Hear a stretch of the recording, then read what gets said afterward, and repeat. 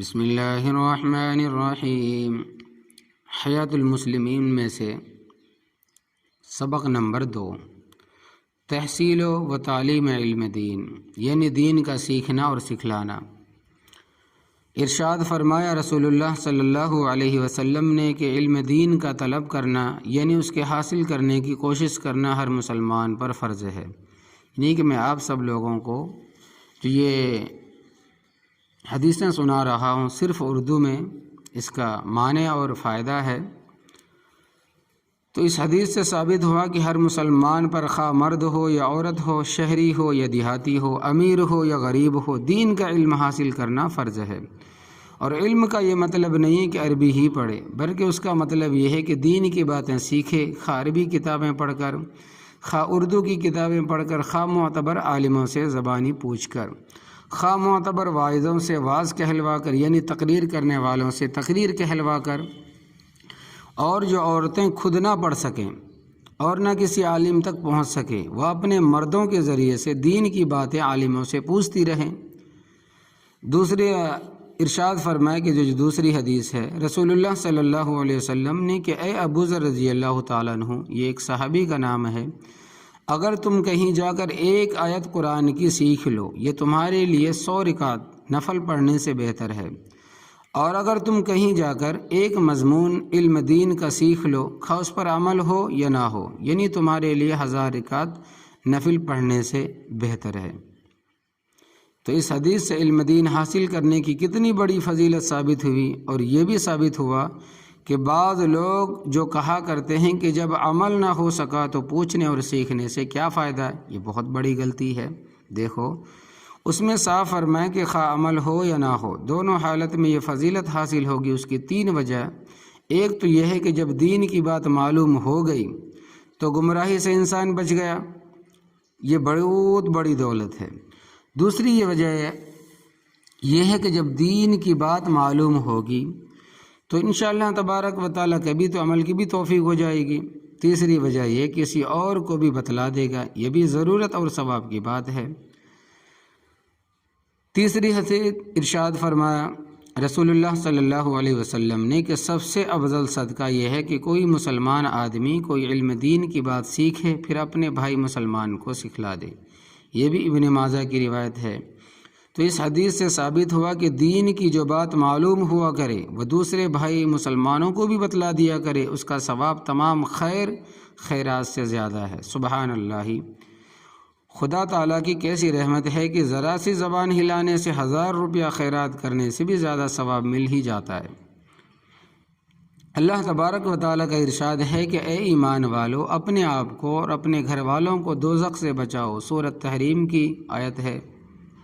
اس کی تفسیر میں حضرت علی رضی اللہ تعالیٰ عنہ نے فرمایا کہ اپنے گھر والوں کو بھلائی یعنی دین کی باتیں سکھلاؤ۔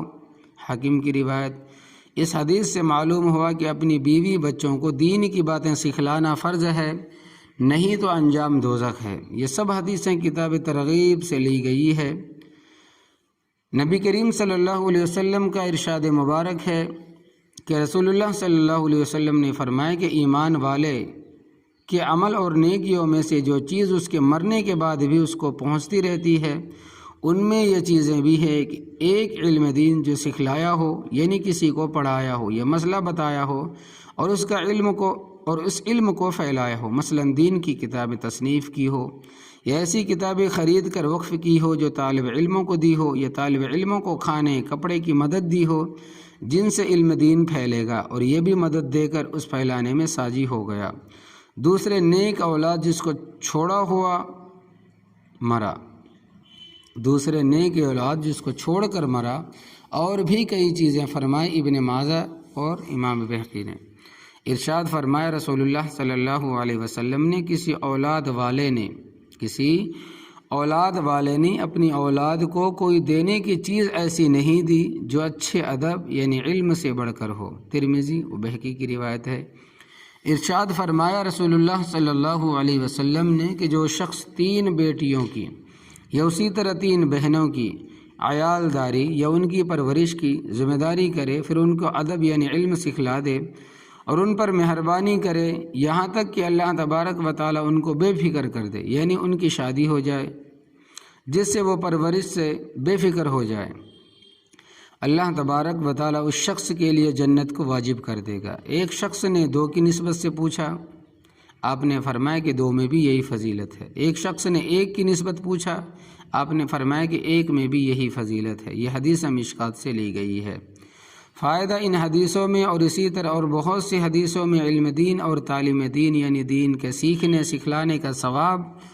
اور اس کا فرض ہونا مذکور ہے۔ اصل سیکھنا اور سکھلانا تو وہی ہے جس سے آدمی عالم یعنی مولوی بن جائے، مگر ہر شخص کو نہ اتنی ہمت نہ اتنی فرصت، اس لیے میں دین سکھلانے اور سکھانے کے ایسے آسان طریقے بتلاتا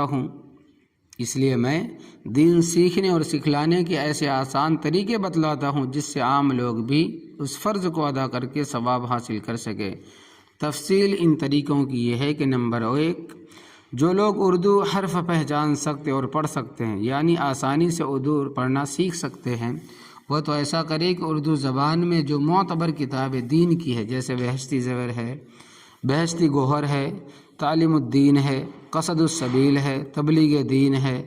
تحصیل المواعظ کے سلسلے کے واعظ جتنے مل جاویں،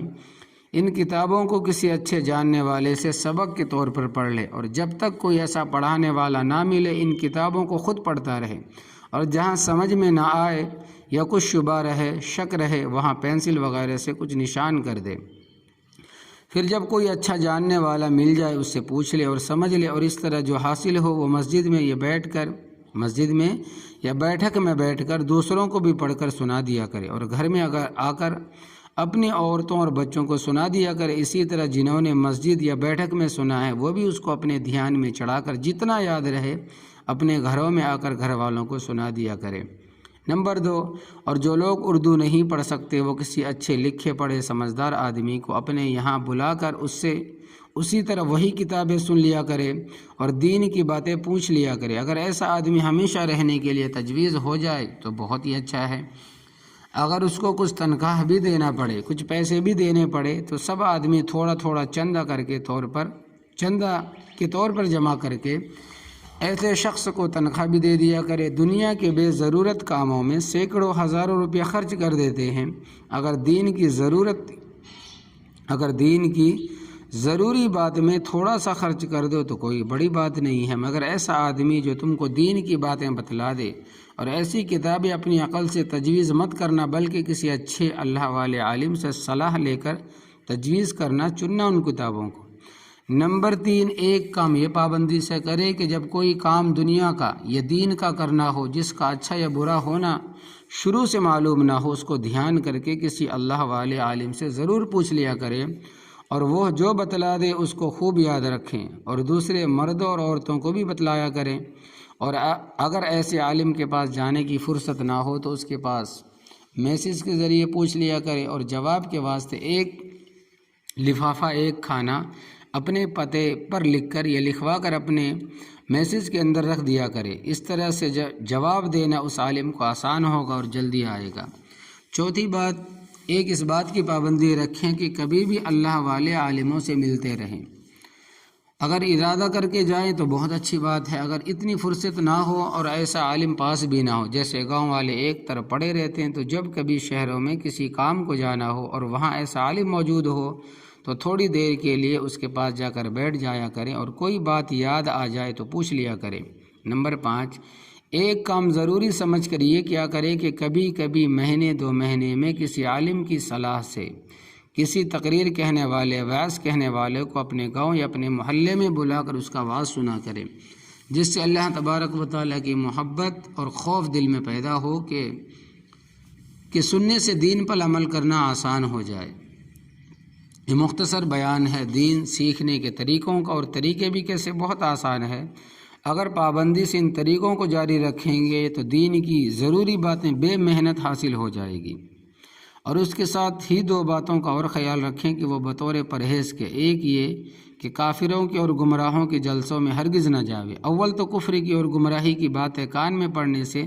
دل میں اندھیرا پیدا ہوتا ہے، دوسرے بعض دفعہ ایمان کے جوش میں ایسی باتوں پر غصہ آ جاتا ہے پھر اگر غصہ ظاہر کیا تو بعض دفعہ فساد ہو جاتا ہے، بعض دفعہ اس فساد سے دنیا کا بھی نقصان ہو جاتا ہے، بعض دفعہ مقدمے کا جھگڑا کھڑا ہو جاتا ہے، سب میں وقت بھی خرچ ہوتا ہے، روپیہ بھی، یہ سب باتیں پریشانی کی ہے۔ اور اگر غصہ ظاہر نہ کر سکے تو دل ہی دل میں گھٹن اور رنج پیدا ہوتا ہے، خواہ مخواہ بیٹھے بٹھلائے غم خریدنا کیا فائدہ۔ دوسری بات یہ ہے کہ کسی سے بحث مباحثہ نہ کرے، اس میں بھی اکثر ویسے ہی خرابیاں ہو جاتی ہیں جن کا بھی بیان ہوا۔ اور ایک بڑی خرابی ان دونوں باتوں میں اور ہے کہ جو سب خرابیوں سے بڑھ کر ہے،